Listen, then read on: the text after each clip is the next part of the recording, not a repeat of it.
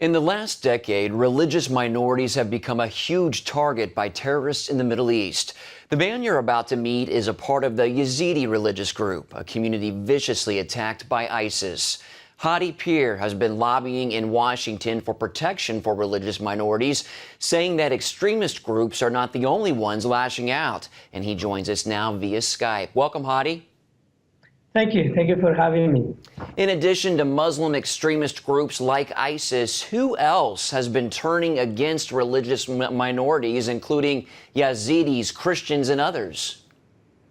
It's I think even if you read in New York Times, there is a good article came out yesterday, August 22nd, that even our neighbors, that the normal Arabs, unfortunately, and even some of the Kurds, have turned against the minorities and joined ISIL, and it's the minorities.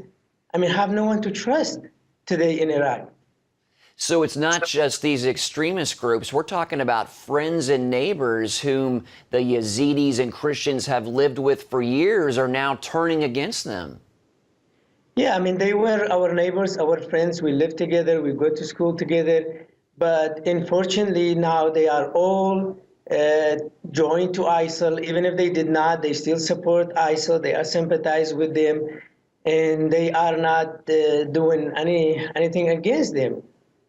Well, let's take me back to this. Talk about what happened at Mount Sinjar in Iraq, where I understand 90% of the victims of that attack there were Yazidis. And you say only a small percentage of the attackers were from ISIS. So who made up the rest of the attackers? Yeah, what happened August 2nd when they attacked Mount Sinjar, and according to all the people we have talked to, like our families and friends, that there were only few trucks, probably 30 or less truck of ISIL who attacked. But when the Peshmerga, there were like 8,000, Peshmerga forces there, they pulled out simply, leaving people face those ISIL trucks. But the problem, what happened, that our normal Arab Sunnis and Kurd Sunnis, they joined to ISIL, and they are the ones who they did the biggest damage. And even inside Sinjar town, there were some Arab families and Kurd families, and they simply raised the ISIL flags, and they start looking for Yazidis to kill them. Now, I understand women are being used for sexual jihad and sold as concubines for less than $100. Is that true?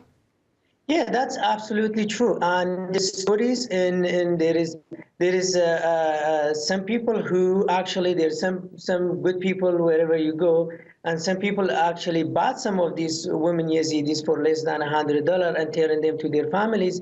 But unfortunately, most of the Yazidi women, they are there now. They're being sold. They've been sexually abused for sexual jihad.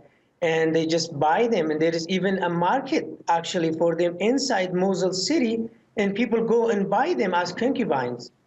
Well, who should religious minorities like the Yazidis and Christians trust in Iraq and in the Middle East? I mean, should they trust the Iraqi government, the Kurdistan government, Iraqi or Kurdish forces? Who can they trust?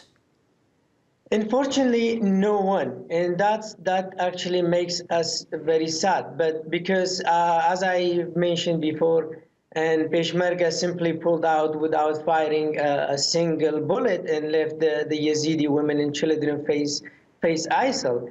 And Iraqi army was there, did not do anything except few people who actually act on their own, like the pilot who got killed.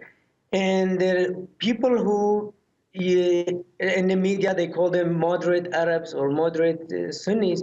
They turn against us. So unfortunately, there is no one minorities can trust in Iraq today.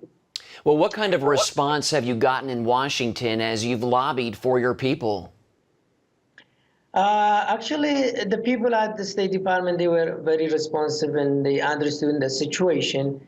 And I think they were responsive, and I think the President Obama approved the airstrike because U.S. government realized that all these people, they would die in that mountain, and that ISIL and the people who joined ISIL, they were committed to either kill those people or force them to convert to Islam.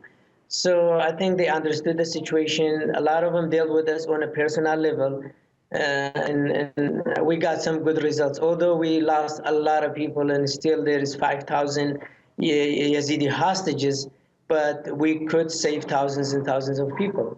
Well, should the U.S. government be doing more, Hadi? I think even if they don't want to do more for like minorities, they will have to do it anyway. That's what we've been said. I mean, there will be boots on the ground one day, but we are hoping not only America, that actually the national, Security Council will come together and do it together, because this is need an international effort to get rid of ISIL.